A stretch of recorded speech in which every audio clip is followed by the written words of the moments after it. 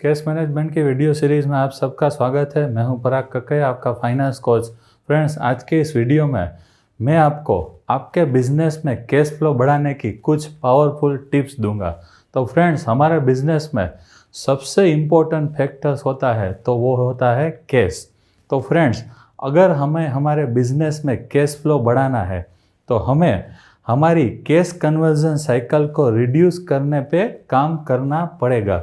तो सबसे पहले ये समझते हैं कि कैश कन्वर्जन साइकिल किसको कहते हैं।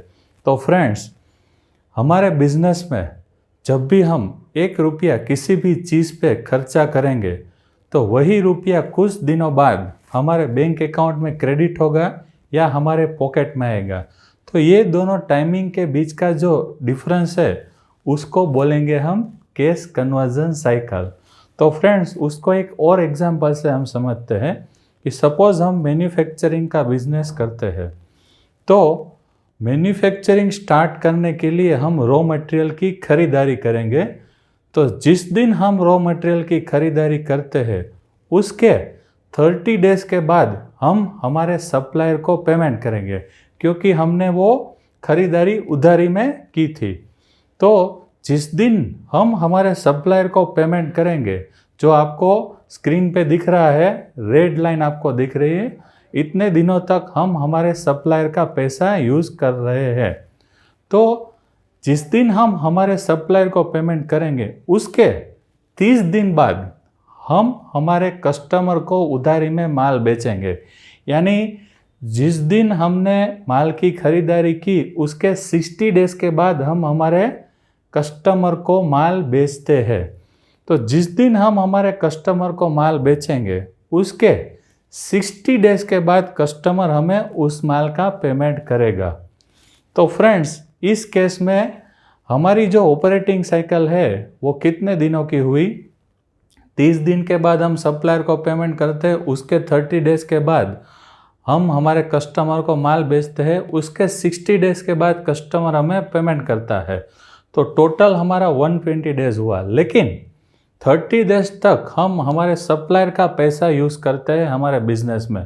तो 120 - 30 यानी 90 डेज का हमारा कैश कन्वर्जन साइकिल हुआ। तो फ्रेंड्स, जिस दिन हम हमारे सप्लायर को पेमेंट करेंगे उसके 90 डेज के बाद हमारा कस्टमर हमें पेमेंट करेगा। तो ये हमारी कैश कन्वर्जन साइकिल हो गई। तो फ्रेंड्स, कैश कन्वर्जन साइकिल को रिड्यूस करने के लिए हमें हमारे बिजनेस का डेली कैश रिपोर्ट चेक करना ज़रूरी है।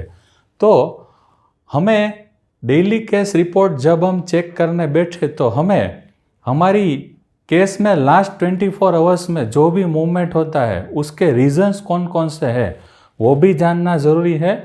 और उसके साथ हमारे accounts receivable and accounts payable के फिगर भी कंपेयर करना ज़रूरी है। अगर ये हमने डेली बेस पे प्रोसेस कंटिन्यू की तो हम हमारे बिजनेस में बहुत ज़्यादा सीख पाएंगे और हम हमारी कैश कन्वर्जन साइकिल को भी रिड्यूस कर पाएंगे। तो फ्रेंड्स, कैश कन्वर्जन साइकिल को डिटेल में समझने के लिए हम एक एग्जाम्पल लेते हैं। फ्रेंड्स, कैश कन्वर्जन साइकिल को हम डिटेल में समझने के लिए एक डेल कंपनी का एग्जाम्पल लेते हैं। तो मिस्टर माइकल डेल, जिन्होंने इस कंपनी की शुरुआत की थी, तो मिस्टर माइकल डेल अपनी कंपनी को तेज़ी से आगे बढ़ा रहे थे।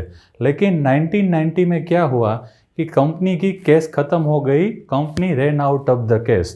तब मिस्टर माइकल डेल ने मिस्टर टॉम मेरेडिथ को एज ए CFO हायर किया।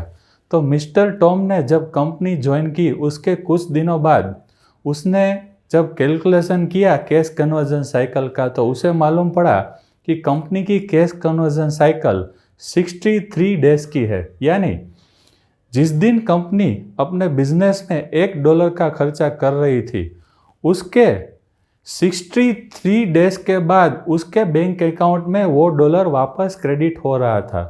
तो मिस्टर टॉम ने 10 साल तक कंपनी में काम किया। तो उस 10 साल में उसकी ये स्ट्रेटेजी थी कि उसकी कैश को किस तरह इम्प्रूव किया जाए। तो हर 3 महीने में मिस्टर टॉम एक नई कैश इम्प्रूवमेंट स्ट्रेटेजी डेवलप करते थे और उस पर एग्जीक्यूशन करते थे। तो जब 10 साल के बाद उन्होंने कंपनी छोड़ी, तब तक जो उसका कैश कन्वर्जन साइकिल 63 डेज का था, वो -21 डेज बन चुका था। यानी जब कंपनी अपने बिजनेस में $1 का खर्चा करती थी, उसके 21 दिन पहले वो डॉलर उसके पास आ जाता था। तो जैसे जैसे कंपनी आगे बढ़ती जा रही थी, तो कंपनी के कैश कंजम्पशन की जगह उसका कैश जनरेशन ज़्यादा हो रहा था। तो फ्रेंड्स, अगर हमें हमारे बिजनेस में कैश इम्प्रूवमेंट करना है, तो हमें हमारी कैश कन्वर्जन साइकिल की स्ट्रेटेजी पे काम करना पड़ेगा, तो ही हम हमारे बिजनेस में कैश फ्लो बढ़ा पाएंगे। तो फ्रेंड्स, आज तक यहाँ तक रखते हैं। नमस्कार।